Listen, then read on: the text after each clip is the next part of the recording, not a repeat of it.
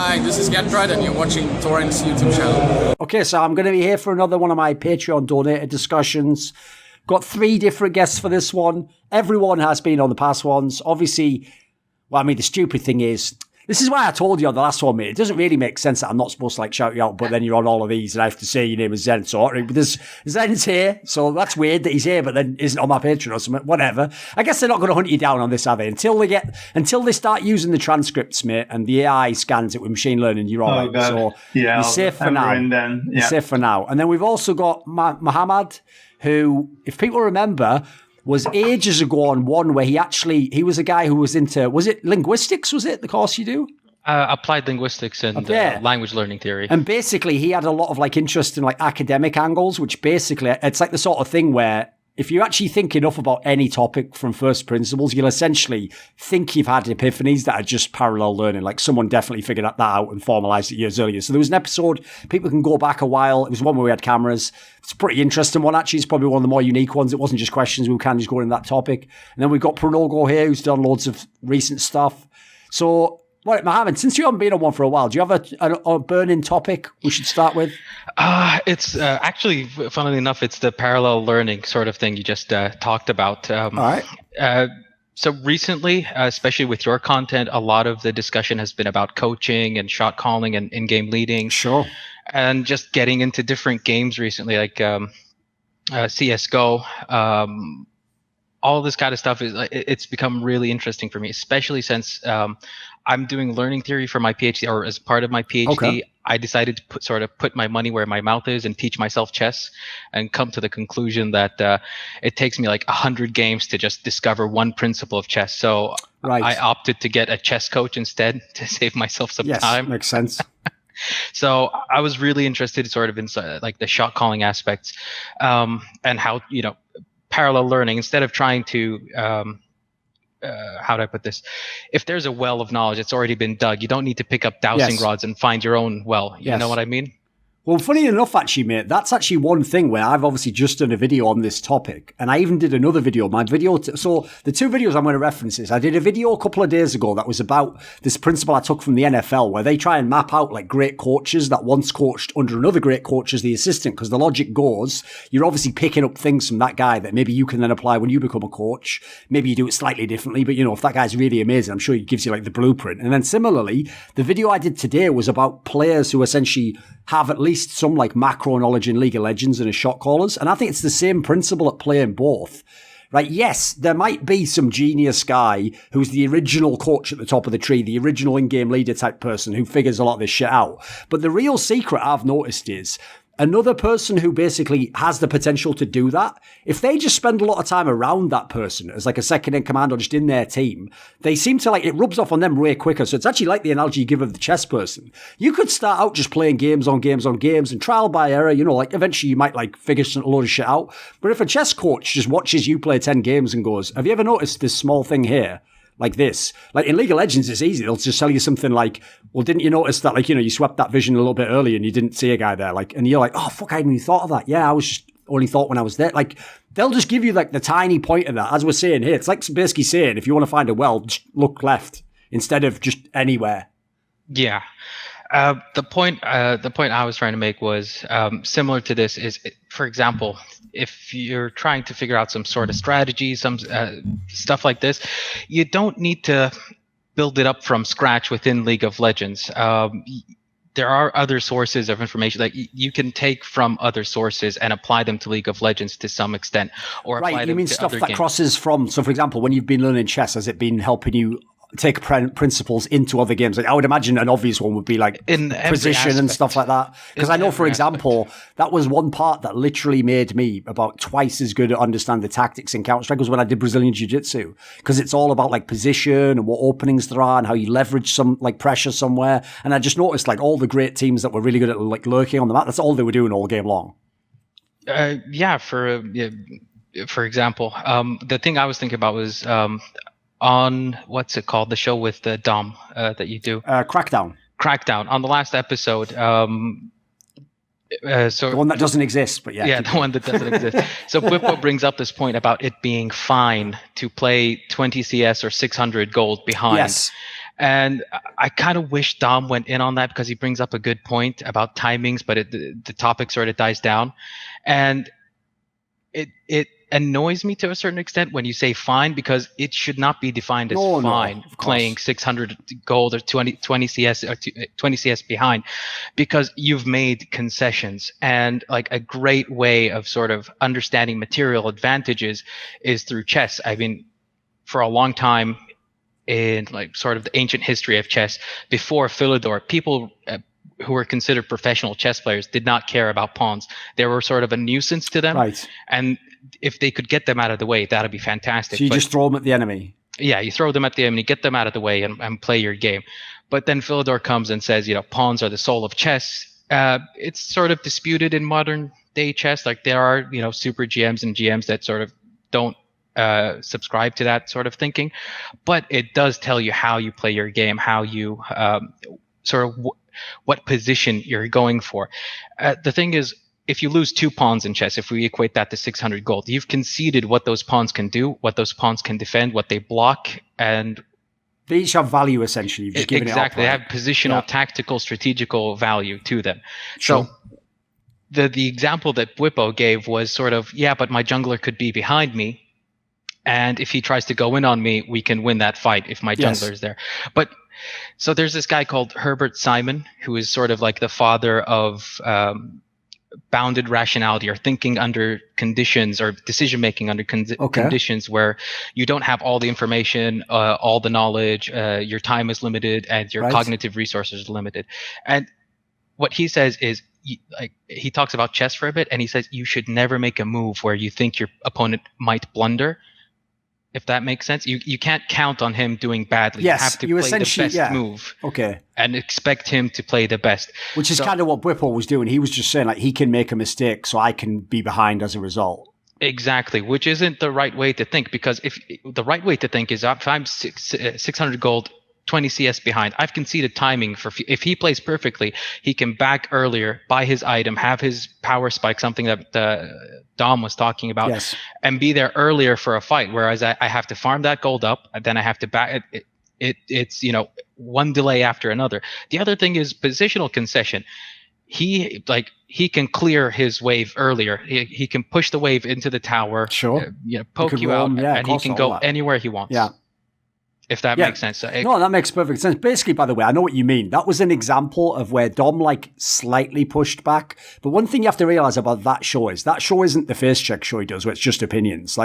Cause there's a guest, he sort of makes that show 60% interviewing the guest. And then if I can, I try to make it a talk show and just take it wherever I think's interesting. But as a result, I'm mainly the one who's supposed to battle the guest. Dom will sort of push back a little bit if he disagrees, but he also doesn't want to make it an argument. So he kind of just let Bwipo have that one, because I know what both sides mean. I think Dom agrees with you. You should never basically be putting yourself in a hole and hoping that the other guy fucks up and lets you get out. But Bwipo's logic, I don't think fully made sense. His essentially, if I rephrased it, I believe is like this.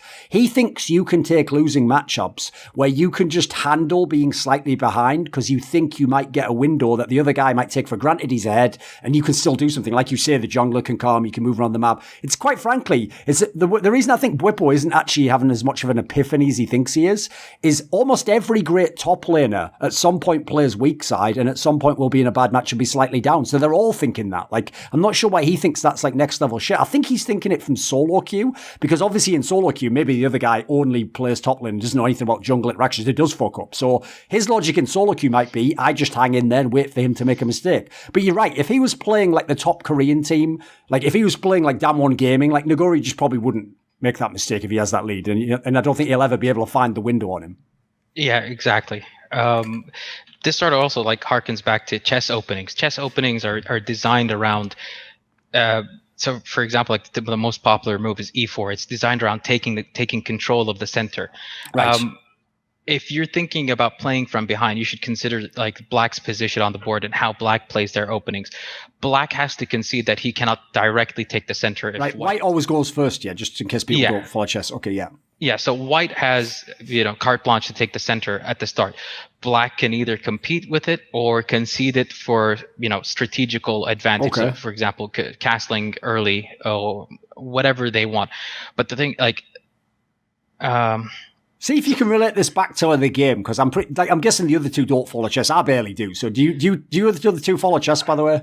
I do not. But the one thing that I would ask about is whether or not things have changed massively since the AI stuff kicked into gear somewhat recently. But that's With the only chess? Yeah, that's the only thing that I followed is like the Deep Blue or whatever it's called, the AI learning machine that eventually defeated one of the most famous Kasparov. chess players. Yes, Kasparov. Yeah, so it's sort of like a Leela, Alpha Zero, and Stockfish, and all of these engines. The thing, like what's developing with the engines, is people sort of testing the boundary, exploring openings, exploring positions, exploring ideas, and sort of doing an error check on. It's like a mega trial and error approach, right? Yeah, traditional chess thought. Right. People aren't going to beat chess engines anymore. I don't think so. But the thing is, it makes a distinction between a human move and an AI move. Like the AI thinks so deep in a position, it moves a pawn that you would never consider moving, because in 20 moves it can have an advantage. Well, not 20 moves, but 10 moves it can have a strategical advantage or an impact on the game. Just let me get in here a bit, because I actually sympathize with Bippo a lot. So I think one of the angles is, one thing I've heard you argue against a bit of the LS thinking of, if we play perfect, if I have the perfect comp, is like no one plays perfect, and Bippo is going to capitalize on that. And the other point is more about the 80-20 rule, or the rule that, Bippo is going to do the 20% of things that have 80% of impact.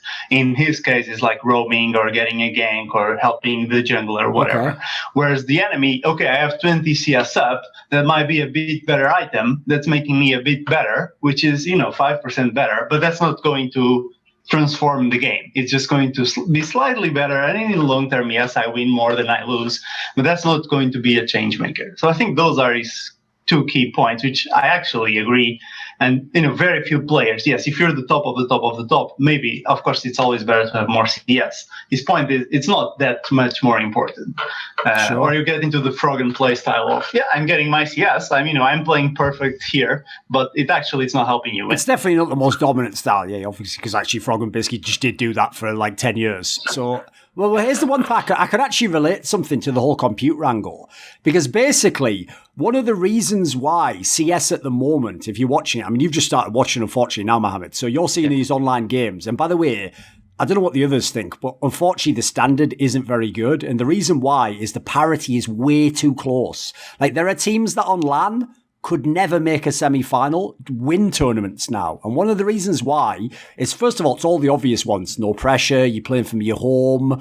It's not a LAN environment. You can't really use like the experience of being on stage against the guy who's not on stage. But there's actually another factor people haven't thought about, which is, first of all, we've had all these maps for a long time in CSGO. And because of teams like Astralis being very good tactically, people on like some of even just the average teams have like half decent utility usage. Like they understand like basic metagame concepts of how to retake sites and stuff. So I actually think, unfortunately, it's kind of like the computer rigs angle. It's like once even the baseline player can figure out like the conclusion that the people who are the cutting edge figure out, and it filters down, it just actually makes the parity way too close. Because I know a lot of the like really great chess players from like the 90s actually think the computer era sucks, because like the computers have sort of taken a lot of the free movement out of the game, as it were, and everyone kind of like understands certain decision trees, if that makes sense. Obviously, I don't know anything about chess, to be fair.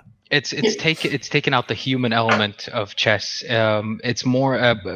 Bobby Fischer had this opinion, and this was his problem. Yes, that's what I was thinking of. This is why he invented Chess 960.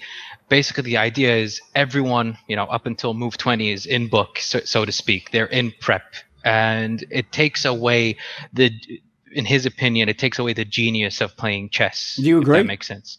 To a certain extent, like if you watch Hikaru, if you watch Magnus, if you watch these guys playing chess, it's gotten to a point where, just for example, Hikaru has a great memory and a great working memory. He can hold positions in his head, like positions that he's imagining, and calculate what's going to happen in those positions and make his decision based on that. But he has a great memory. Like he can remember a game from 20 years ago that he played exactly what happened exactly against who on, even on which table. And the point is, Has he ever said the reason why, by the way? Does he do like a memory palace type technique, like a classic one? What is it? Does he just naturally do it? Has he ever given a reason why he can do it? That seems pretty absurd 20 years ago. I don't like I haven't seen anything where he explains his process. Is he like secretive about it? No, I think they study opening so much, and like he's saying, like the first 20 moves, you know what you're going to play, and most of the times you have played it, and at some point you made a mistake. No, but if he says he can remember 20 years ago, mate, in a match, like he'll have played thousands of matches then. So if you can remember that, like I figure you're doing some memory technique with that. What I'm saying is he didn't explicitly mention memory technique, but he's demonstrated that he recalls these games. Sounds like it. And he opens up Google and he checks. He's like, "Yep, I'm right." Okay. Where were you going with that point anyway? Where was it? Was about the fact that like they were in book for the first 20 moves. So then after that, what happens? With Bobby Fischer. So basically, that's the reason Bobby Fischer invented Chess 960 is to sort of get out of book and bring back the genius to playing chess and discovering new positions instead of everything being known until Basically, if people don't know. Because I only know basically about chess from like books about chess, but I don't actually know the game. But one thing I know that a lot of the top players do think is what's mad is for the others in the chat, what's really bizarre is this. Normally, think about Counter-Strike or League of Legends. In those games, if I hype a player who was amazing at the brain game, but 10 years ago, even the modern pros will be like, who gives a fuck? Actually, we would go back in time and beat them all their shit, blah, blah, blah, all the rest of it, right? But actually what's mad is in chess, I've noticed, because they know like this premise that like everyone sort of has learned from each other. It wasn't that they just figured it out. They all like revere like that fucking guy from the early 20th century called Capablanca. And they think he's like the fucking uber genius who just like had some insane feel for the game, right? Even more so, they revere Paul Morphy. I'm not sure. I think it was like the early 19th century or 18th century. Okay. But his assumed ELO or his assumed strength is like 2700 and he had no computer. Which is almost the highest possible, by the way. Yeah, like people like Hikaru have gotten to like past 3000 definitely online. Okay. I thought like 2900 was the highest. Fair enough. Yeah, on like OTB over the board, I think like Magnus is like 2880 something, so he's not like his assumed strength is basically what they saw from him. This is what they assumed he would be, but so that's like basically saying that in CSGO, like for example, people now think Glaive is the best in-game leader. That's like if they thought the guy in like 2008 was the best ever. Yeah, pretty much. With chess, they recognize that they stand on the shoulders of giants. That's cool. Yeah. It's not something, I'm Magnus Carlsen. Regardless of chess history, I'd have been where I am now without them. No, but mate, that's the problem. Because they're older, maybe, and because to be fair, they study the games, so they probably see where the moves came from. Dude, you wouldn't believe how many pros privately don't know that premise. Like, for example, they literally say, if I went in a time machine, I'd beat them. And I was like, yeah, but that's the problem. If you have a time machine, like you get to have the benefit of seeing what they did, learning from what they did, learning from what everyone who learned from them did, and then you go back and beat them. Like they didn't have that, you idiot. Like you have to give them a time machine, let them come forwards, experience all this, and then you both go back. That's the only way you can do it and be fair. Yeah, well, that's almost like the jumping off point of what you were talking about earlier with the pros having a certain amount of base, sort of like raising the overall skill floor of all of the pros at this point, especially online where their pressures are taken off. It's almost like a really elaborate, more boosted up version of the natural thing that happens where a team is on top for a while and then they get red and they get found out and then they have to innovate in order to stay on top. And that's something that I think most people just have internalized so much at this stage, especially in a game like Counter-Strike where the actual meta of the game doesn't change as much, especially Valve doesn't change the map pool very often. They don't change the balance of the game that often.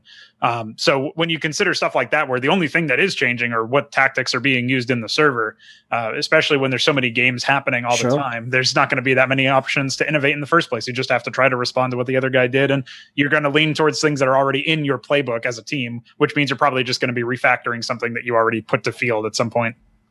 By the way, how were you going to relate that originally, the chess angle to CS, by the way, Mohammed?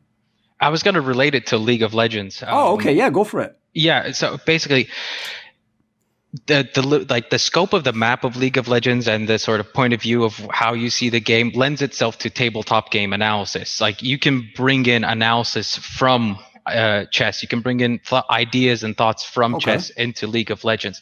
Like chess is a turn-based game, so there's you can have a position where something is called an absolute pin. So let's say you have a bishop aimed at the king, and there's a pawn between the bishop and the king, that pawn cannot move. It becomes an illegal move. And there's a relative pin where, that pawn is protecting an important piece like a queen, and if you move it, you're going to lose the queen. So if you take those ideas and bring them over to League of Legends, first of all, you have to recognize that it's a real-time strategy game. You cannot have an absolute pin.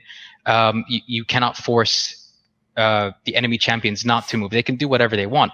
But if you take that idea and you think of the sixth man on the League of Legends map, which is usually a stacked minion wave, sort of, if you're at the borders of the nexus, like the turrets, if you have a stacked minion wave attacking like the last line of turrets, and you put pressure on the other side of the map, they're going to have to concede one player to go and clear that minion wave, and then you have a man advantage on that side.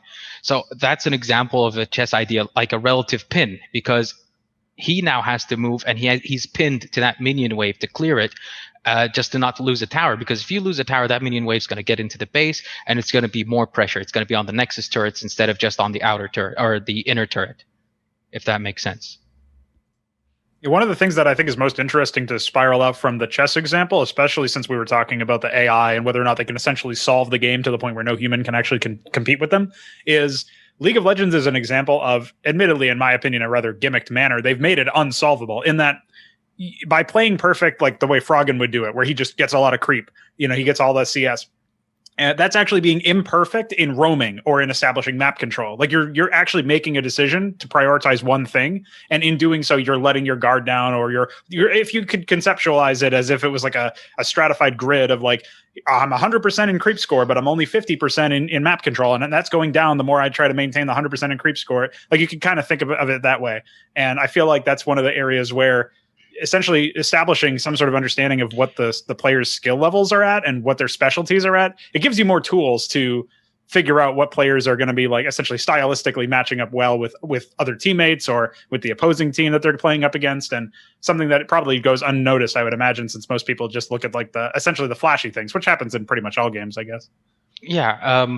So basically, like, he's making a concession to get more CS. He's conceding map pressure, position, or tactics, whatever it is. I mean, he used to think that was literally worth it. Like, he just thought the gold is worth more. Like, if you roam, you might not get the kill. Like, so essentially, he didn't want to gamble. Yeah, it's a higher percentage. Take the small win. Yeah, Korean style almost, right? Like in a similar way, where they would take the highest percentage play that is like more guaranteed. Essentially, that's been the meme for the Koreans. The problem is, though, like in that sense, he was technically wrong, I believe. Like, not always. Obviously, there'll be times, like for example, he's doing like the Bwipo angle. His angle is like, well, as long as like everyone else doesn't fuck up on the rest of the map, and I'm slightly ahead, and I keep getting slightly ahead, and I keep getting slightly ahead, eventually I win no matter what. Like, I didn't even have to do anything, sort of. But where he was sort of wrong is basically in League of Legends, especially because they made it so that the game can be ended pretty quickly. It's not one you can stall out like he used to literally do in his team. The flaw is you might never get to a point where your advantage is overwhelming playing his style. You'll just be slightly ahead. Meanwhile, there's a million ways your team could fuck it up if the other team's like super aggressive or gamble on a gank or just group together and try and catch you somewhere. Like, there's too many. It's like he's walking a tightrope, basically. I've got an angle on this, actually. One of the things that this exact breakdown reminds me of is LS's line of thinking, which has often been criticized from the angle of you can't expect players to be robots and always make the perfect decisions. It's almost like you don't want a strategy that requires your opponent to fail, like what we were talking about earlier with the Bwipo example. You also don't want a strategy that mandates that your team doesn't fail, right? Like you have to be somewhere in the middle. And that's one of the things I'm curious is if you guys think that essentially the same root thinking strategy, if you can call it that, like the same sort of principles that people are looking at League of Legends through is essentially responsible for giving rise to these kinds of thoughts where we're going one way or the other, like betting on my opponent making a mistake or betting on my team being perfect, because obviously those are in some ways, those are exaggerations of Bwipo and LS. But do you guys think that there's some sort of connection between the two that you can imagine? It's almost like missing the potential for human error in that sense. I think you need to recognize that everything is situational in a real-time game. Farming CS now is fine if your enemy isn't doing anything on the map. If your enemy is going bot lane and crushing your bot lane, you farming CS hasn't done nothing if you lose a tower. You know what I mean? Like, it's still going to be a net negative for your team. Yeah, it's a net. Okay, you farmed 20 CS in the mid, but they took 2 kills on the tower and then a dragon and then positional advantage. You know, what's the point? Here's the analogy I would give. If you know basketball at all, In theory, the most OP thing you can do in basketball is just pass to the open man, because you can pass a ball faster than anyone can run. No one can run faster than a ball, because look how fast you can throw it, right? So in theory, if you had all good players, this is why I think G2 is like one of the best teams ever in League of Legends. If all your players are good, and you can freely pass wherever you choose, because in basketball, you don't have to pass left, you can pass right if the guy covers that side, then in theory, if you keep passing, eventually you'll have an open man and he could get an open shot. Now, the reason why that doesn't work in every game of basketball is eventually you'll pass to an open man and the defense gambles correctly and he's the worst player and either he takes a shot, it's a bad shot, in which case maybe your better player, Froggen style, should have gone on a contested shot, or like basically he has to pass back. So in that scenario, like if you had enough good players, which almost no one ever does, but you can rarely do it if you're the absolute best teams, you can play however you want, sort of a mixture of reactive and proactive at the same time. Whereas I know why LS does his angle. His angle is like, what he is essentially arguing. This is one of the things why I've always wanted to do shows with these people, because I think they do such a bad job of explaining their point, because they don't make enough of an effort to understand the other person's point and therefore what they aren't understanding. Like, here's the question they should say in these debates. When someone disagrees, they should say, what is the point I am making? Steelman it for me. Make my point for me. And when you find the opponent can't, don't go, well, you're an idiot, you don't even know my point. You say, right, I see where you're missing my point. Because here's what I think LS is trying to say. What he's saying is, at all times in the game, all players on your team should be cognizant of the meta win strategy and the individual champion-based and comp-based win conditions. So essentially, if I am slightly ahead, there might be a time where in the bot lane you could go for a 50-50 trade, but don't. Like, if you can just both stall out, I just keep my advantage. If we have a comp that at this point in the map, this is probably the biggest mistake all pros make. I can have a comp where I'm slightly ahead and I'm going to scale and I have map control. People will still go for crazy ganks and fights. So it's like, in those scenarios, LS's logic is like, again, you could actually take 3 small wins there, but almost no one does. And they always think he means, because you have a tiny advantage, you've won the game. Whereas I don't think he actually means that either. I sort of get that, like in fighting games, like if you're winning, why go for a 50-50 setup or 50-50 mix-up, something like that, and then you end up, getting the shit end of the stick. It doesn't make sense. You could have played safe and won the game like that. I sort of also get the LS angle of, especially when he explains it as like scaling comps. Yes. Because in the end, I will win. If you do not pick a scaling comp into my scaling comp, if you pick an early game, it's like taking you're on a shot. timer. Yeah, you're on a timer. If you take that shot and you miss, I'm winning. Yes, that's his logic. Yeah, so I can see it. I can see it from that point of view, but I mean, it in the state League of Legends is in. I think I'm not 100% sure, but I feel sort of the term scaling is sort of misunderstood, and like it's something that doesn't necessarily work early game, and it just has to wait until late game. I feel like it changed a bit in the sense that it can still be decent in the middle. Yeah, exactly. Yeah, it's not the idea that it only wins late game, put it that way. Yes, you can also do other things with it, which is, by the way, I think why those pros don't do what LS wants. Because they're like, yeah, well, sure, I've got a scaling comp, but I also, maybe I'm in a good position now. Maybe we just go for this and try and win the game now. Yeah, I mean, in every game, you're going to have people that are aggressive in nature. That's just how it pans out, because on the server, especially if you don't have a coach talking to you in your ear, telling you what to do, and people are going to function at their own discretion. I feel like I can push this advantage and, end the game earlier, have a larger lead, whatever it is. People function on instinct in a lot of these situations, especially when it's in real time and it's like just the time pressure. Do I execute or not? I mean, one of the most famous things about League of Legends that anyone who's ever played the game individually in solo queue knows is you can go really high in the ranks before people really understand that they have to play differently when ahead or behind. A lot of them just play at the same tempo mentally. Even when they're behind, that's where they'll just give up extra kills. When they're ahead, they'll go for the unnecessary one when they had like a really nice control over the game. Right, what about this? Does someone else have another angle that we want to go? It doesn't have to be on this topic, obviously. We put quite a lot into that, so we can tie back in, I'm sure, if Mohammed makes a point. Someone else has got a point. Where do you want to go?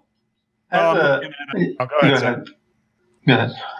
Oh, well, I was remembering back to your example of G2, and you were giving the basketball analogy. And one of the things that I was thinking about there is obviously the most recent moves for G2 in both CS and in League have essentially been to bring on players that in many ways run counter to Carlos's MO. They're right, the Ocelot, the owner. And I know this is a point that you yourself made, Thorin, but the way I would I'm looking at Reckless moving over to G2, and he's always seemed like a star talent without the star mentality, if that makes any sense, where like he has the ability to do it, but he so rarely showcases it in the games, or there's something else like stopping him from really being unleashed in the same way. And then it's almost like the opposite angle has happened with NiKo, where he overestimates his skill in totality because he's got massive skill at like clicking on people's heads in the game, and obviously like positioning and a lot of the things that go in with that. But obviously, he most recently with the phase disaster that has happened, he's been cited as somebody who's been maybe thinking very incorrectly, we would say, or at least very differently when it comes to conceptualizing what an IGL's role is and figuring out what he actually wants to do with his own career. And obviously now he's over on G2. So I think you even called it like Carlos playing on hard mode or something when it comes to GMing both of his squads now. Does anybody have any interesting thoughts on both of these moves? And I know Zen's a CS player, so what do you want to go on the NiKo angle, mate? What do you think? I have both. I mean, actually, I like both. I don't think they're clear wins, but I mean, bringing NiKo in, I don't think the downside is that good. I mean, you get rid of one of the Frenchies, and it's just the impact in skill is so big that I think it's worth gambling for sure. Even the Reckless angle, I know he had many presences in world stage and so on, and never really showed he can be a faker type person. But if you have caps, I don't think you need another faker. So I don't mind actually having Reckless there. I don't know if it goes well with the rest of the team, like the support and jungle will probably have to pay more attention to Reckless that they used to. But, I mean, it's a good gamble. And they take a piece from Fnatic, which is their only challenger in Europe. So in terms of winning Europe, for sure a win. In terms of winning Worlds, maybe it's not great. But it's also, worth trying, I think. What do you think, Mohammed? If I'm understanding the question correctly, it's something like, is it worth taking the gamble on NiKo's skill to sort of harness him as a player? If you can harness him, is it worth taking the gamble? Am I correct? It was more so just looking at both of these most recent, very high profile moves where he's taken stars from other teams. In some cases, like NiKo is literally like just a prodigy in terms of his in-game ability, right? He's top 3 in the world, most likely in many people's lists. So in that case, it's a bit different than Reckless, who hasn't really been that. Certainly like top 3 ADC in EU, I would guess, although I haven't followed that region very closely. I think most people say he's probably the best. Okay. So yeah. So in the case of regionally, definitely a big move there. But I wouldn't say it's really as comparable on a global scale. Then again, League doesn't get the same number of global events. But I would say that the main question is like conceptualizing the impact that it'll have on both of these rosters. Right, okay. There wasn't a direct connection between the two. It was like in a different way he's taking a gamble. Yeah, it's not just a gamble too. It's almost like he's redefining, like we all try to imagine what Carlos is thinking as a GM, and he's trying to make these roster moves. And like, it would almost be like the crazy idea would be to bring on Reckless or bring on NiKo, not just because they seemed out of reach for a lot of people, but also because it's like, do you really want that guy in your team? Does he really fit? And then in the case of Reckless, it's also like, he's the star face of Fnatic, your major rival. So of course people would suggest, oh, wouldn't it be funny if? But nobody would actually. I can probably answer some of this because luckily I actually do know Ocelot and have talked to some of these things. In fact, he's going to be on the Crackdown on Wednesday, so I'll also bring some of this up to him then, most likely when we talk about these issues. But basically, I don't think he's thought that deep. Like what he's thought. Remember, the team he's just made.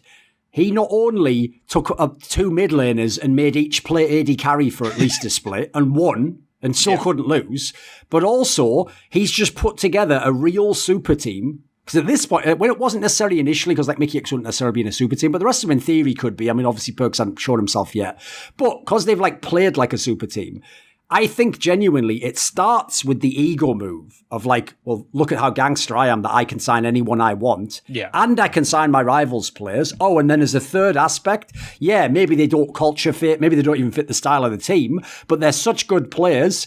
This is what we do at G2. We just take superstar players and we find a way to make them work in our life. Now that last assumption is actually an enormous assumption and is absolutely not a given. Like, there's been plenty of super teams thought the same thing. There have been teams in history where sometimes like one of the top 5 players in the world joined a team knowing he wouldn't even get like his roles in Counter-Strike and just thought, I'm sure I can still be as good as the guy who does this. And how could we lose if we've got these players? Like, they never really thought stylistically beyond that. So, like, for example, I actually think, funnily enough, even though between the two, relative to the game, NiKo is the better player, I actually think it's more obvious that Rekkles is the better fit in as much as of the 3 laners in G2 League of Legends, it was essentially Wonder that, like, just sacrificed the most because he's a top laner and I mean, you're just going to be tons of action in bot lane and then mid lane as caps. So he used to sort of be the guy who on a lesser team could just carry all the time. He could be like an MVP, but he's probably never going to be an MVP on G2 in the past lineup. Now in this one, I actually think like the way you win the game is more traditional. You almost win it like Damwon Gaming does. You have amazing top and mid, and then the bot lane, their job is just be steady. I mean, where's the weakness, right? I haven't really got one. But so that's why my angle is I love this move because Rekkles has just basically agreed with everything I've always said about his career. His job is to be the tertiary carry. His job is to be carried to the championship. And when he does, I won't give him full credit. Nice. Just the way it is. I didn't make him do it. Listen, here's the thing. Have that tweet where you said like, he's being what was that? It was the term you used where he was passenger, like, passenger champion. Yeah, passenger to championships. Because here's the thing. The seasons I respect the most out of Rekkles is like last season. It's where he has to carry if they want to win. And then he can look really good. Sometimes that's when he's won his MVPs. The splits that he's won were nearly always the ones where he was maybe good for like a few weeks or a split, but otherwise it was the other people who had caps or he had Expecki and Soaz. And like, it's like in that scenario, it's like you get no credit. But you can't be like the third. Put it this way, you can't be like Chris Bosch on the Heat where it was like the big 3, where you're the worst of the big 3, and then talk shit to a guy who's the number 1 option on your rival. Like the other guy had a different job than you. So here's the problem I have with the move for Rekkles. I think he has a way better chance to win the championship, but any championships he could have won if he'd stayed in Fnatic over G2 would be worth the most possible. Like, I would have respected it so much. That's why, now that Upset's replaced him, I've got some content I'm going to come out with soon where the message goes like this. I don't want to hear a single complaint from Upset. They're like, oh, it's unfair, like, Rekkles has a better team. Yeah, he does. But your wins will count more, mate. If you beat his team with his old Fnatic team, you will be considered a god. So embrace that. Isn't that what you wanted? Here's the thing. When I have a battle, I don't want an even ground because it doesn't exist. All I want is a chance to win. Because if I really believe I'm good enough, a chance is all I need. Well, he's got the opportunity. Yeah, another angle for both moves is from Carlos' perspective. I mean, I think YOLO is like the Real Madrid example and the famous team of the Galacticos where they... I mean, it's his favorite team, remember? His team is Real Madrid as far as I know. When he was a kid, probably what he saw was like Figo, Fat Ronaldo, Zidane, Beckham, Roberto Carlos, like all these superstars in the same team. Sure. Both won a lot and became fan favorites globally because they had all the superstars and somehow made it work just because they were all so good. So from a marketing perspective, yeah, some of these are probably expensive, but they might pay off. So I think from his perspective, that's also something he's going for. It's also worth saying, by the way, bearing in mind he didn't have to transfer Rekkles, and he just bought NiKo for, I'm sure, a lot of money in CSGO, but then got mega paid from the Perks deal. He's almost certainly not even on a negative from those 3 deals, by the way. Yeah, it's probably in the black. That's what's mental about it. He's actually no joke, like fucking like mind controlled a bunch of different franchises, basically. Yeah, I would say on just because there's been more talk recently on the sort of NiKo's history with in-game leaders and coaching and stuff like that, I would say it's a really big gamble if NiKo hasn't learned anything from his experiences on FaZe with Karrigan and being an in-game leader himself after taking over from Karrigan.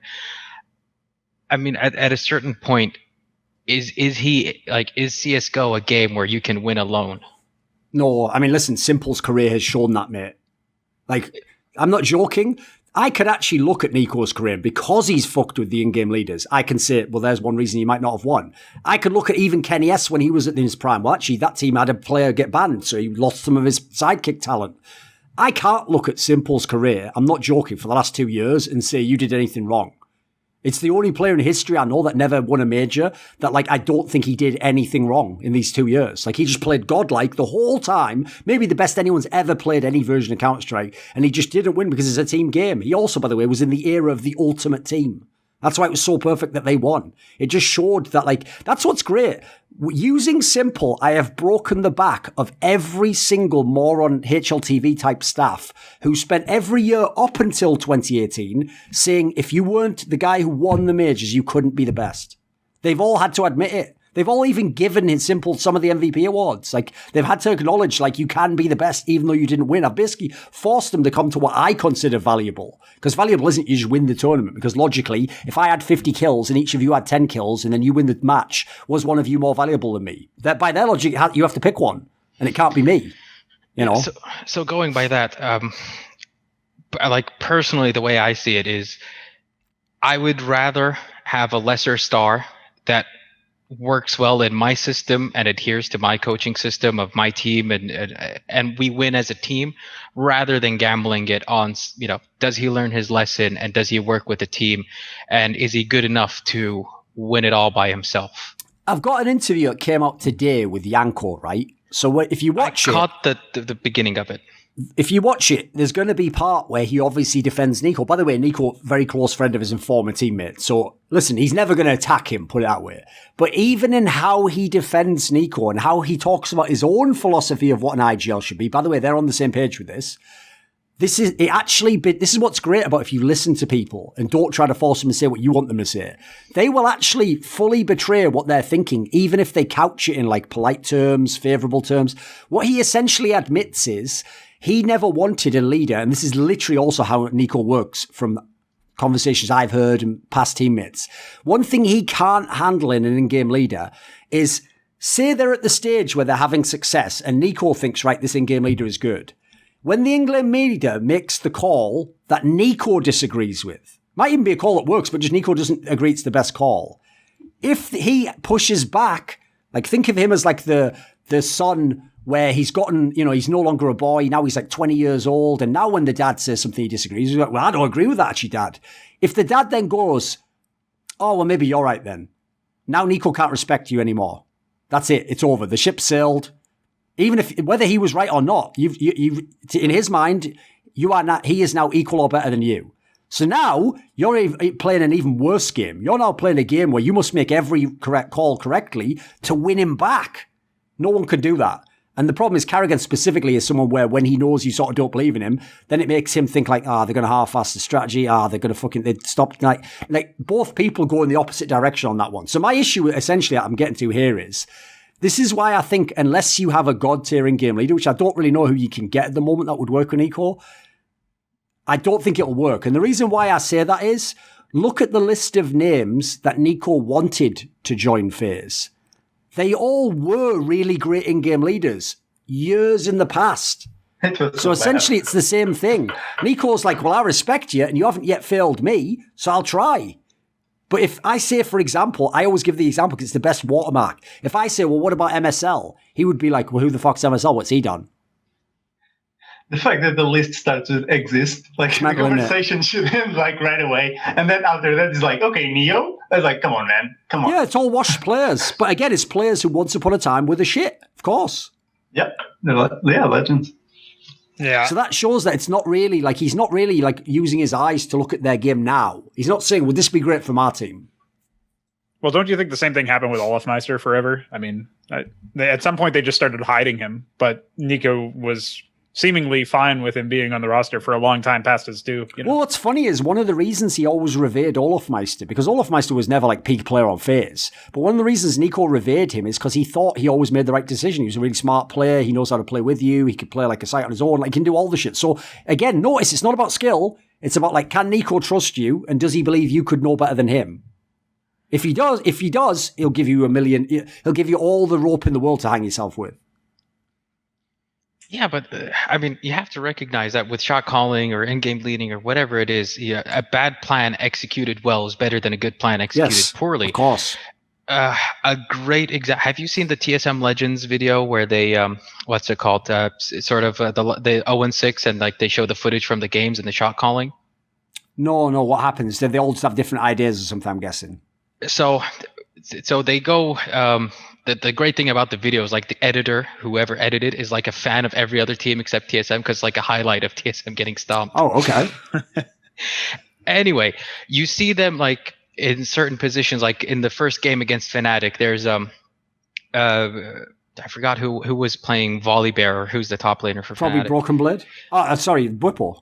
Yeah, Bwipo. So Bwipo TP's in on Volibear, and like the call, like the shot calling is just like, oh, there's a TP here, and it's like some vague suggestion of what to do. Like Fnatic isn't gonna wait there for your democracy to unfold and discuss what you're gonna do with that TP. Like shot calling and that, like, in my opinion, strategic. I call that the opposite of shot calling, by the way, just saying things but with no connecting plan and no decision. I actually call it like it's like the anti-shot calling.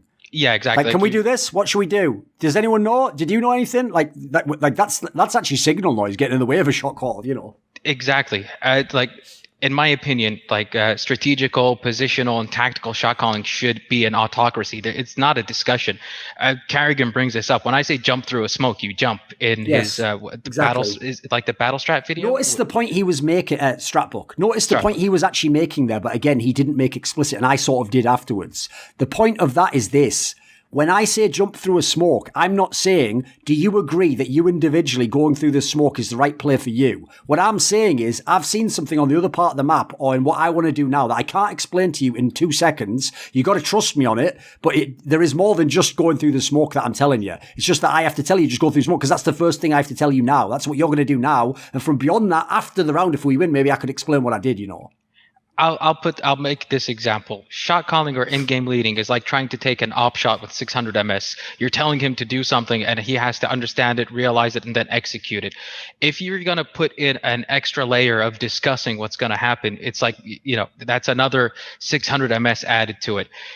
In a game like Counter-Strike, like half a second is the difference between winning and losing a game, if that makes sense. So, like, it doesn't matter. Like, if I say do something, just do it. I feel that's also like really important why you need to get players to watch film. Even if you're the guy that's like the in-game leader, you're watching the film. If you want to make your point, get them to watch the film as well with you. So when you make a call, they don't doubt you. You know what you're talking about. When you say, like, if after the game he doesn't jump through the smoke and you go to the footage and you say, look, this is what I was talking about, he was here or he was there, and this is why he should have jumped through the smoke or done what I told you to do, we might have won that game. So don't doubt me in future. Yeah, I mean, I like the latency example, right? It's sort of like when the Fnatic comms got translated from all those years ago, and they were basically saying very little things, just giving information, and then naturally doing almost like, because they had just been playing for so long and they built up that familiarity, they didn't have to communicate to tell you what strat they were going to run or anything like that. I mean, maybe there's some talk beforehand, but it's very loose and they knew what to expect from each other. So the communication was like in the history of all of their games played together. That's where they were communicating, not really, or it was like their movement on the server that they checked on the radar and they saw, okay, this guy's going up here. And because I saw him, like it was so on another level, a deeper level than actually speaking, just because you share your, so much server time with this person. So. Yeah, because they've reached something like step 3 in like sort of getting to know each other. Like, first of all, you play with each other, you figure out how you play, you start talking in depth, and then once it becomes implicit and there's like sort of automatization of what's going on, and you know how they played, you know how Crims or Flesha is going to react, you can depend on them. And the information, like it gets to the point where if I talk to them, I'm getting in the way of them executing it because they have to pay attention to what I'm doing or what I'm saying, and they know I know what they're going to do. That's the whole point of playing with each other, scrimming with each other, getting to know each other. Like another example is like the clip of TSM for, I think it was Gen G in the Baron pit with the 9-man sleep and the Baron pit before it. No one is talking. It's just Spica talking about like the Baron call. He's like, let's get Baron. And then like people could say, well, you don't know anything. Why, like, how can you criticize? I can criticize or comment through comparison, because there's this beautiful juxtaposition between TSM and Gen G, the team against them. Spica makes the call to, get to Baron, and then you see Broken Blade just walking right into the enemy team. Bjergsen sort of like does a break step. One time he's going left, one time he's going right, and then he goes left into the Baron pit. Everyone's sort of disorganized and disoriented, and they don't pull the trigger. It's as if, like, because Spica didn't say someone by name, they didn't do it. You know what I mean? Like, everyone's sort of doing their own thing. If you look at Gen G, I think it was Ornn, Tom Kench, and Orianna, and then it was what's the AD carry? What's her name? Lucian's wife. Yeah, Senna. So basically, you look at them, all three of them are exactly in line, marching towards TSM. It's like there is no latency between them, if that makes it. They're walking perfectly in line. Senna is just half a step behind them. Senna only stops to drop the ulti on the Baron pit. Like, you can see the drastic difference between, a team following one call and a team just, sort of scattered around the map. And then, like, after they sort of, like, they see the ship is sinking, Spica's still calling, like, I spent my smite, I had to smite, get it, don't let them get it, don't let them get it. And then, TSM, they only say something after, like, they've abandoned ship and they've gotten away. It's like, oh, they got it. The comms are literally dead silent until Baron and Spica are dead. It's one of the reasons I've always thought Bjergsen's mad overrated, mate. Listen, I'll let Zen continue with his point, but the 9-man sleep is just another realm of just crazy to me. I thought a related topic, actually, maybe follow up from that, on the retirements of Bjergsen and Doublelift. I mean, even if they were a bit overrated, they still won an A. Like, do you think it was a good decision to retire this early? Do you understand? Maybe there's a reason that they would have retired that maybe it's not obvious. But even from a money perspective, is Bjergsen making more as a coach? Like, that doesn't make any sense. Okay, maybe Doublelift has streaming, but is that going to be better in the long term? Yeah, I mean, don't understand. Listen, I won't release this actually until after I do the crackdown. But what I'm going to reveal on the crackdown is that, based on what I heard, Doublelift had no plans to retire. Like, what you'll find out is he originally said he wouldn't join TSM because he wouldn't get the player he wanted and tried to go elsewhere. Then no one wanted him. He came back to TSM and they told him to go fuck himself. So he had to retire. He just did that to save face. Bjergsen, as far as I know, did choose to retire.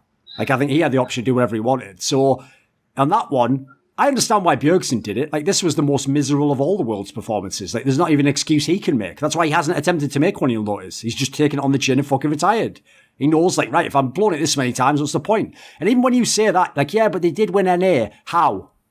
Tell me a time they ever won NA with really good macro, like they seemed like they were in unison in shot calling, like they won games from behind with smart moves. They didn't. They brute forced it. What they did is, like, if you know MMA, they're like a guy who's a really good striker and they win in a smaller, what do you call it, a promotion by just knocking everyone out. Everyone agrees to have a brawl with them and they knock them the fuck out. Then when they go to the UFC in this analogy, they fight against the guy that they know is an amazing counter-striker. Could be Anderson Silva, could be Israel Adesanya.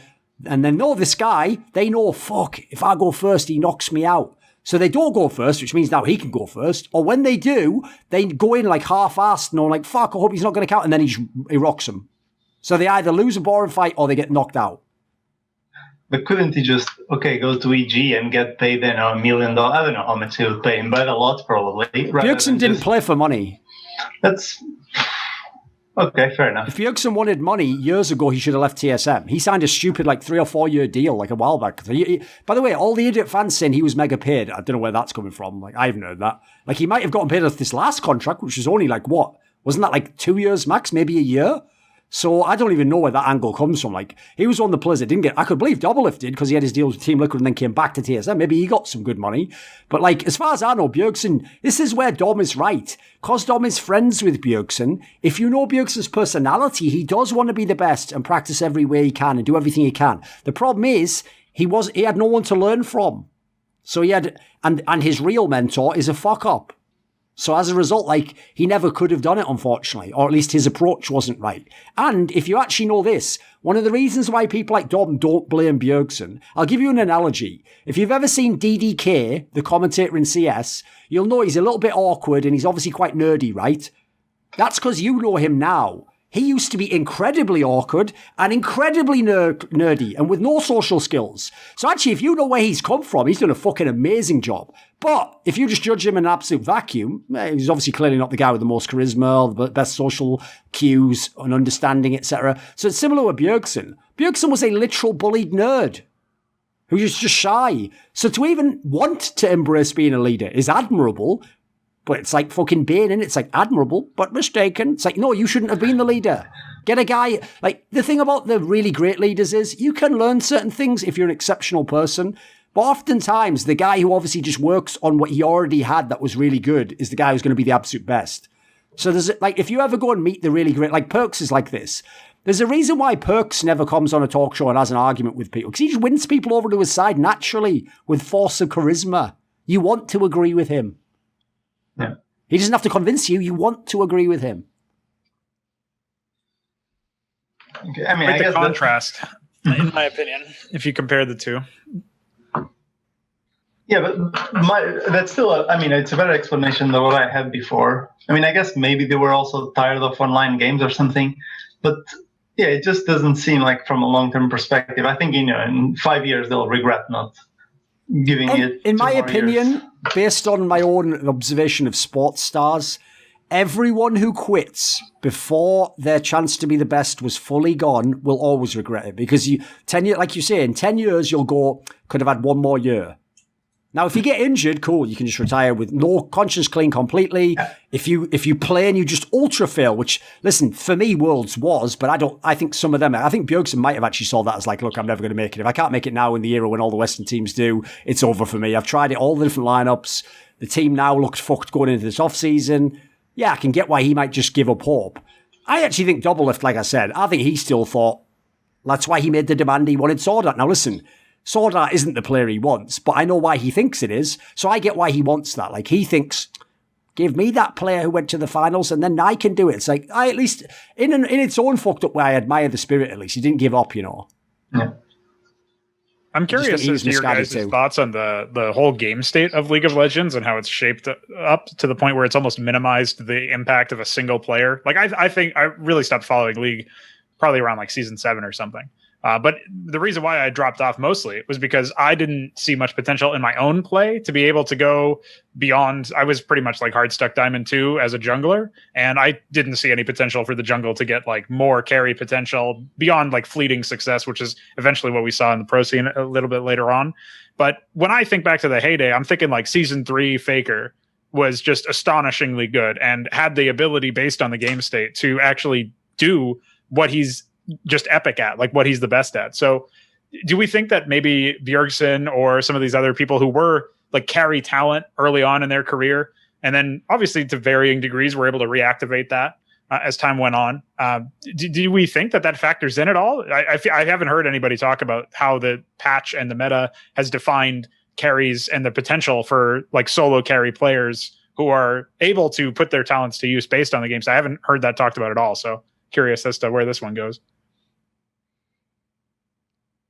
Yeah, I mean, I agree in a sense. Like, obviously, in the good old days, you could go from mid lane, like either Reginald and later Bjergsen, and just basically win the game 1v9. And Doublelift the same. He was, he was the best player in the region for, I don't know, maybe not the best, but he was top 2 at least for a long time, and that made him famous, etc., etc. So when that goes away, I guess that's maybe in comparison in their minds is, okay, I can never go back to what I was before. So I'm not willing to fight for this second mountain that's slightly worse.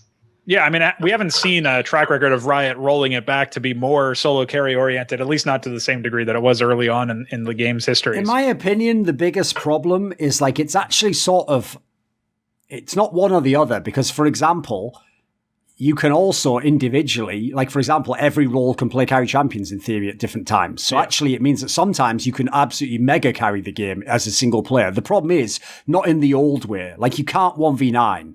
And one of the reasons why, in my opinion, is because in the past, if I got 2 kills as a top laner and nothing else happened on the map, that's a nice lead. Like, every role is so powerful. Like, the jungler, just by farming, can get to, like, the levels I'm at. Like, essentially, the power distribution is, like, is spread too thin between the roles. So, as a result, if you have a bet... That's why I also think G2 was unbeatable. Because it's like, whoever started getting fucked just knew, like, well, the game isn't over. We don't have to, like, hard force it. Then, like, the rest of the team can get their advantages back. Yeah, I think that's a good point too. Like thinking about it from the perspective of because remember, just look at support and jungle now, mate. It's mental compared to the old days. Like I think it's way out of control. Like to me, I can't even imagine doing that to a sport. Like taking roles that are by definition not supposed to be the strongest. Like at Worlds, by the way, junglers were just carrying the whole tournament. It was mental. Yeah. For the few games that I ended up seeing, mostly looking back at some of like Dom's co-casting and stuff or co-streaming, what limited ability he had after Riot did that weird shit to him behind the scenes, which is of course the second time or so that I've heard it happen to him. But just looking at those games, I feel like there were obviously some cases where the power expression of individual roles changed really drastically from when I last followed the game closely, and because of the fact that Riot's almost adopted this sort of like Blizzard StarCraft 2 style approach where they just seemingly just change shit every few months because they want to change the game and not because they want to dramatically improve how things are, or they see a flaw with the system. Like the only flaw, as far as I can tell from Riot's sort of justification for the changes, the only flaw is that it hasn't been changed yet. Like that seems to be the reason why they're changing stuff, not because there's a flaw that they want to correct, if that makes any sense. Like an objective flaw, not just because it hasn't been made fresh. Which, in my opinion, I mean, obviously, I look at things from a more game design standpoint sometimes, and I just think that that's them being insecure over the quality of their game in a vacuum, as opposed to the quality, constantly dragging people back in for a look at what's new. I don't know if you guys who play League more than I do, obviously, might have some different takes on that. I mean, they just blew up the items. Like they're all these new. I mean, there's champs, and if you want to play a dominant jungler, go now play Kayn, and you win like an unreasonable amount of games. So I don't know. It's still too early, I think, to tell. Like it's early days in the patches, but it could change in the direction of someone being able to carry just with items, a bit more like in Dota, where the items make the difference. And because there's some imbalanced shit out there. I don't know if they'll keep it though. Like the concern to me would be the reason why my theory goes that like the power distribution being spread out means that even though an individual can have big impact still, they won't if the other team essentially has more individuals that are good. Is if you just look at the best teams in all the regions, with the exception of LCS, where I don't even know how TSM actually won the league. I think it's mental, but fair enough, fair play to them. Every other region, in my opinion, the dominant team was nearly always like a borderline super team. Yeah, as opposed to like a team that has one star or superstar player that can level them up the way. Like if I gave the example of Season 3 Faker, you don't see players or teams with that sort of structure where you have like dedicated supportive players on the team, like Pumandu and even some of the other like Wolf was the player that I was thinking of. Like that guy was never like touted for his mechanical insanity the same way that Faker was, obviously. Whereas now, mechanically gifted supports seem to be all the rage. So. Do you have a take on this, Mohammed? Sort of. Like the way I feel like it's going, it's no longer building a team for a single player, but building a team for a team's sake, and having to be good in every part of the map to actually succeed. I see it sort of taking away from the individual star aspect of the game and giving more towards the strategical coaching, planning, behind the scenes preparation for the game. Like, put it this way, I actually think that the reason why Worlds is like the ultimate indictment of that approach is because, like, basically the best player in the world before the tournament was Knight from Top Esports, and even his team didn't try to play so that he could carry the game. Because their logic was, this is just not the way it's being played at this tournament. Here's the correct way to play, and so we're going to play that way rather than let you carry the whole game. And by the way, I'm guessing they based that off scrims, etc. So they're not idiots. They did what they thought was best for them to win. And just so happens they didn't win. So that's a pretty dark indictment of the game, because a player as good as he was, they didn't play to any of his strengths. They didn't give him the champion picks. They didn't try to force the game through him. In the old days, if you had a player as good as he was, you go through him no matter what the meta is. while I don't disagree, I think it also points towards problems at the back end where objectively correct gameplay according to the game state might not be the correct thing. Like playing suboptimal, but playing to your strengths might be better than playing to what's supposed to be played on the map. Of course. Yeah, agreed. You have to recognize that. It's sort of like a big aspect in coaching is recognizing the strengths that you have and how to utilize them. I'll give you an example of how this flaw happens from knowing pro players. It goes like this. It's essentially a map-wide version of what I call the mechanical jungler fallacy. And the mechanical jungler fallacy is this. If someone's a god on the mechanical jungle champions and carries the game, well then on the champions that don't even require mechanics, I mean, he's obviously the best jungler, so he'll be good on those as well. That's why he's the best jungler. Whereas actually, if anyone knows like the hard cut-off in League of Legends, typically the ones who are like the Sejuani mains aren't the best mechanical junglers, but the mechanical junglers do almost fuck all on the Sejuani champion. Like they almost try to play it like it is the mechanical jungle champion. So basically, the problem is this. Why would a team like Top Esports opt into a meta approach that doesn't benefit their best players? Because in their minds, their ego is that because I'm the most skilled, I'm the best. By the way, the overlap between that is, there's an overlap, but it's not absolute. It's not two circles on top of each other. And so the flaw is this. Well, since I'm the best and I could play this way, but it's not overall the strongest approach, I can play your way and beat you your way as well because I'm better than you. But obviously the problem with that is if I then define the win conditions and your win conditions were always in the other way, not mine, I'm just playing your game now. And that's effectively what they did at Worlds. Yeah, I mean, if you're going to play into your opponent's strengths, I mean, you should expect to get batted. Yeah, it's hubris. It's literally hubris. Yeah, it's happened many times. You have to recognize where your strengths are and you play to your strengths. It doesn't matter what the meta is. You have to. The whole point of the coaching staff and strategical staff is to figure out how to win the game. Regardless of what the game state is, you have to figure out how can I win the game, not how the game is mostly won nowadays.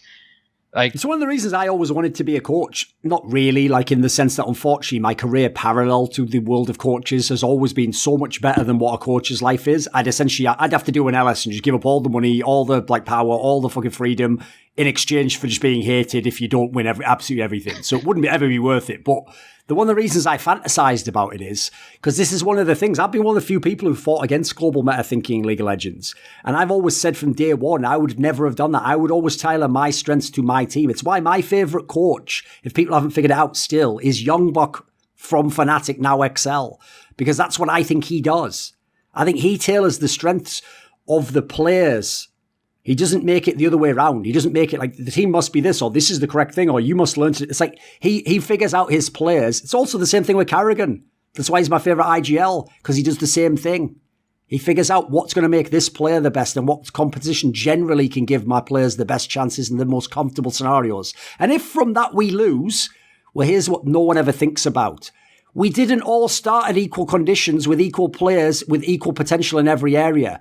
Therefore, how could we possibly judge me as a failure because you won and I didn't? Maybe I never could have won. You know what I mean? Yeah. Maybe me coming second was the best I could do, but maybe if I'd have played your way, I'd have come fifth. Yeah. So I'd rather go out my way and come second and go, well, you know what? I can go to sleep easy and know I did everything I could. Because it's the same reason why I always understood, whether I agreed or not, the players who do the comfort pick in the fifth game. If I lose, I want to lose with my shit. I don't want to have the what if of I lost and I didn't pick the champions I like. So I lost playing some shit you said was right and we lost. Like, that's the nightmare to me. You'll be tortured by that forever. Well, it's like that MSI final where Faker lost on LeBlanc for like the first time in either in a long time or in his whole career. I don't remember which in a professional context. I think it was his first loss. I remember the one. It was a Chinese team that won. It was EDG, yeah. And this was I think the very first MSI, the one that Fnatic was definitely crashed and burned. That one. Rest in peace, Loco. But so that one was an example where it's like, yeah, they've taken us to game 5. They've left LeBlanc open. Like, let's show the whole world why this is a pick that's always banned. And then you kind of saw it in a roundabout way because they drafted a composition with like Morgana top or something. Literally everything was designed around countering that pick. So that's a crazy outlier trap example. card moment. Yeah, but it's one of those areas where I think that The only problem is I actually think that like a match is sort of misremembered, because if you ever go watch it, Faker was actually still carrying the game. What happened was all of his team fucked the whole game up. Yeah. They just fed kills to the opponents, literally. And so guess what? If you have a comp that counters you and it's fed, well, yeah, it's game over then. Like, how am I supposed to do it? That's like me scoring like 20 points, but you let them score 50 and then go, why didn't you score more? Aren't you a good scorer? It's like, bro, I scored 20. Like, what the fuck? Yeah. Yeah, I especially think it's a missed opportunity with Knight. I mean, I think this is the first player in a while that could rival Faker, I think, in terms of like just skill, just seeing him play and see what the hell can anyone else even do this? And then you don't see it is playing like BS champs. This was playing Oriana, mate. Yeah, dog champs. I mean, if as a team you cannot win through bot, you cannot win through top, why not, bet it all on your star player that might have a chance of just, taking over the entire game? I was going to suggest something a bit earlier. Does have to be the closing point, but go on. Yeah, about like sort of playing to win and finding your own way of winning. What do you think about the example of like Phil Jackson and Michael Jordan? Because from what I understand, before like buying into the Phil Jackson system, Michael Jordan wanted to both be the scoring champion and try to win, by being the only guy doing stuff on the team. And then after Phil Jackson coming in and, explaining to him, you can be the scoring champion, but it's unlikely that you're going to be the NBA champion.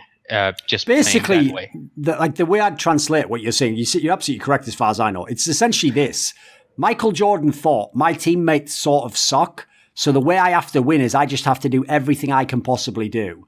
But what Phil Jackson taught him is less is more, in the sense that you can still do 95% of that, but if the other 5% of what you do makes them better, well, imagine if each of them got 1% better. You'd probably just win the game, which is basically what those teams did. So he was still far and away the best player, but now, under Phil Jackson, they would have a guy who's like the 9th best player just overperforming the series. That almost never happens. Like, people do center it around the star players and you just hope they carry you to the win. So, like, that philosophy was essentially what was super duper awesome about that team, Yeah, recognizing that, okay, you don't have the best players, so how do we make these players better? Not just by you having the ball and scoring it, by, making a system where we can utilize these players to, make you even better and make them even better. Because, by the way, one of the genius moves about why they did the triangle offense, and it worked with that team, is because essentially it was all based around what position you were in on the court, whether you could take the shot. So now, when that guy takes the shot, miss or make, Michael Jordan can't say, like, what the fuck are you doing? Like, pass to me again. He's like, oh, no, well, logically, yeah, that is in the system where you would take a shot, so that's fine. So it made even the lesser player think, I can contribute. I can be part of this. I'm not just passing the ball to Michael Jordan hoping he makes the shot. Exactly. And then the most OP shit they ever did was the second three-peat, because what they literally did was get the best rebounder ever to have no interest in scoring and put him with the best player ever. And as a result, you're just giving free extra shots to the best player if he misses. Like, that's probably the most OP insurance policy ever invented. I think that, like, not to extend it further if we're going to end soon, but this is like a great example of the point you made previously about role players making good coaches. Because as far as I understand, Phil Jackson wasn't the star player on his team. Oh, he wasn't even close. Yeah, I think he won a ring as a player. He was just like a hustle player. That's why you appreciate Dennis Rodman. He was like a lesser Dennis Rodman in that regard. And he was just a hustle player, yeah, who just filled in the spots. Yeah, and as a role player, I think limitations of when players are competing and they're not the star, they sort of have to reconcile with the fact that, I can't win the game on just pure aptitude and skill alone. I have to win the game on a mental level, like sure, in a mind game. So I feel like they study the game way more. And, because if they couldn't as a player, if they've conceived of how to do it, like mentally, it makes them appreciate the game itself, star talent, and how to make star talent, because they can sit back and say, if I had your talent, I'd have done this instead of that. It's sort of like the example with Customato. Like, he lost vision in his left eye early on before, breaking out as a pro boxer. But then he trained, 3 champions, Floyd Patterson, Jose Terreras or something like that, and Mike Tyson most famously. And with Tyson, like you can see the evolution of his style. It's like an extension of Jack Dempsey's, sort of like bobbing and weaving style, and it developed into the peekaboo style. And you can just like with Tyson, you can see everything that Cuss wanted to do as a boxer is in Tyson's DNA. Like he recently had a fight with Roy Jones Jr., and you can see the Cuss D'Amato DNA in everything that Tyson is doing, even when he's like 50 something years old and 16 years removed from boxing. It's still Tyson from, when he was trained under Cuss. Put it this way, it's the reason why one of the most common refrains you will hear from really good coaches to a star player is like, if I had my brain in your body, I would be the best player in the world. Yeah. So for example, I've told people that myself. I won't say which players, but put it this way, that's the reason why there's certain players I always wanted to coach. Because I was like, listen, mate, if I could just help you see the areas where you're like lacking, like for example, sometimes it is helping your teammates. It's like, listen, mate, you can already dominate the game anytime you want. So because you can do it anytime you want, how about sometimes choose not to if you can help him get ahead, if you can hold him up for a while, and then we'll dominate the game. Because, that was essentially the philosophy that Phil Jackson told Michael Jordan. He told him, just don't take over the game from minute one. Spend the first 3 quarters, score just enough to get to your average, help the others get involved so that they don't just sit there and they're cold. Then, if you need to in the fourth quarter, take over and win the game. Yeah, of course. At that point, it's about winning the game. Yeah, but before that, set the team up. Yeah, it's like the Bernard Shaw quote, like youth is wasted on the young. Sort of like if I had what you have, like when MMA Put it fighters this way, grow if someone, when someone's a young guy, and from the outside, we're like, wow, look at this beautiful youth. Like he's in good shape. Like seems like he gets along with people. And then if you found out, like they all do, oh, he's riddled with insecurity. He doesn't know who he is. Like his identity's missing. Oh, he thinks that girl's too pretty to talk to. If you took an old man and you said, right, you could be in that guy's body for one day, he'd be in the fucking bars going crazy, mate. He'd be taking he'd be taking mad chances. He'd be going up to a girl who he might think would never give him the time of day. He'd be going for it, right? He'd be chancing his arm. And if he fails, he'd say, who fucking cares? I've got another 50 chances before this day's done. But the young guy, yeah, exactly. He doesn't actually know the true limitations or the true potential he has. That's why, like, it's an amazing influence that Phil Jackson had on Michael Jordan. Like, a key example is passing the ball to Steve Kerr in '97 and letting him take the shot. Like, I think there's a clip of just before that shot happened where, Mike is telling Steve, like, I'm going to pass you the ball and you're going to take that shot. It's not because like he believes or he trusts in Steve Kerr to take that shot. He knows Steve Kerr is going to take that shot. I feel like passing the ball there is not just, buying into the Phil Jackson system. It's also a repercussion of a fight they had in '95. When they're, practicing and in scrimmages, and they take it very seriously. This is like a real game. That's how they dealt with it mentally. And it got heated, and, Phil Jackson was calling fouls on Michael Jordan when he was, sort of like tapping or, bumping into Steve Kerr. He got frustrated. He pushed Steve Kerr. Steve Kerr punched him back, and, they had like a quick fight, so to speak. And like, I feel like, from that moment, Jordan sort of knew, like, if this guy's competitive, he's game, he's not going to shrink away from the occasion. He's going to rise to it. So from those, really serious practices, I know this guy's serious. I know he's going to take the shot. I know he's going to do it because I've seen him and I've tested him in practice. I pushed him, and I know that when other teams push him, put it this way, he's going to, take the shot. You're so close to explain it. Here's basically what I would translate what you just said as. What he understood was, and this is the real secret, he understood that Steve Kerr isn't Michael Jordan because he doesn't have Michael Jordan's body and he couldn't do the things I could do. But he has the same competitive drive that Michael Jordan. So he knows, just like I would take the shot and just make it if I'm open, he will actually do it. And obviously Steve Kerr's strength was shooting. So in that scenario, it's not like if I pass to him, he's going to go, oh, fuck, I guess I have to, and then whiff the shot. It's like he's going to make it in that scenario. Yeah. That's what you're trying to do also as a star. The problem is this, an idiot like NiKo or Old Simple, they just look at your skills and go, you're trash compared to me. You could never think the way I do. When you learn that that guy could think the way you are, but he isn't as good as you, there's certain scenarios you can trust him in, though. You can trust that he can do what he can do. Yeah, the point of scrimmages and the point of practice is to know which shots he can take and which shots he can't take. Yeah. Which position do I put him in? That's something that's really frustrating to me. Like when I sort of think about League of Legends practice and training and stuff like that. Like what's it called? When McGregor beat Eddie Alvarez for the double titles or to become champ or whatever, it sort of came into my awareness that people in MMA were talking about adding mileage through hard sparring on your body. And like they talk about at a certain point, you don't need to spar anymore because you've got or hard spar anymore because you've got all the techniques, all the skill. You just need light sparring. You just need to, work on yourself instead of taking big punches and just damaging your chin for no reason. It's the same thing with solo queue in League of Legends. If the practice in solo queue isn't good, why are you spending time on solo queue when you can, practice your mechanics more in scrims practice your mechanics a bit in solo queue and focus more on scrims and more fruitful practice. And if you come from NA with a culture like in NFL, as far as I know, they have practice teams for each team. Like each team is going to have like a second string roster that they practice against in-house, right? Yeah. You don't usually practice against the defense all the time if you're the offense, for example. Yeah. Yeah, so you have the second string. Like, why don't you have, like, if that's something that exists in NA, like, why don't you take that example and have a second string? If scrims with other teams aren't really good because they're not serious or whatever the reason is, you have this in-house team that you can have another coach and the coaches can talk to each other and say, well, basically, I can explain this because I just have to wrap the point up. Sure. Basically, this was done, but everyone missed it. And they missed it because everyone does results-based analysis.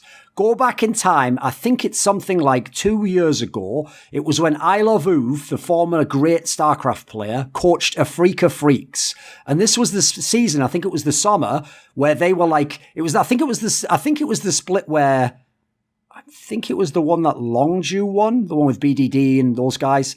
And it was where for most of the split, a Freak of Freaks was like second or third in the league. But the problem is they fucked it up in the playoffs. And basically, one of the things I Love Uv did is because his whole career, he couldn't just practice the best StarCraft player. He had to practice against shitters in his team house. So what he learned is how you practice against someone who's way worse than you, but still make it meaningful. So what he did essentially was have something that was equivalent to a 10-man roster, but he only used 5 of them most of the time. He just told the other 5, here's how I want you to play in this scrim. Therefore, we could practice secret shit, still make it meaningful, and no one will ever know what we're going to pull. And he had all these crazy comps. And so it never worked in the end. Like, maybe he didn't even have the team to be number 1. Like, I think he probably overperformed in the regular season. But whatever this one is, if you go back and look, it's either season 7 or season 8.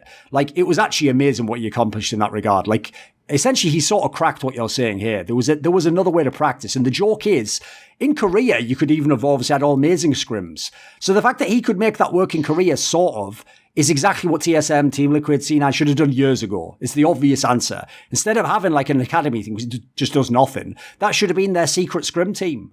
Yeah, exactly. Do this. I'm with you. I think there's a lot of benefits to that. Stuff like I think it's a mad underdeveloped area, yeah. Anyway, we'll have to leave it on that point. This video was kindly supported by Pronogo, Mohammed, Alabdul, Razzaq, Dean Tanglis, James Pederson, VatriSam, ErikHillestad, Andreas Kroknes, Hades, Zoomba Gaming, JDubs, Tobias Bernasconi, and Alexander Rao. Special thanks, as always, goes out to Jerky's Minion. Would you like to suggest a topic or a guest for one of my upcoming episodes? Maybe you want to ask more of those questions in that video AMA I do each month. Do you want teasers? Find out who the next guests are for my shows. Well, maybe you even want to take part in one of those crazy donated discussions where we go all over the place. If any of these perks appeal to you, or you want to support the channel, put your money where your mouth is and join the Scrolluminati today at the Patreon link in the description box below.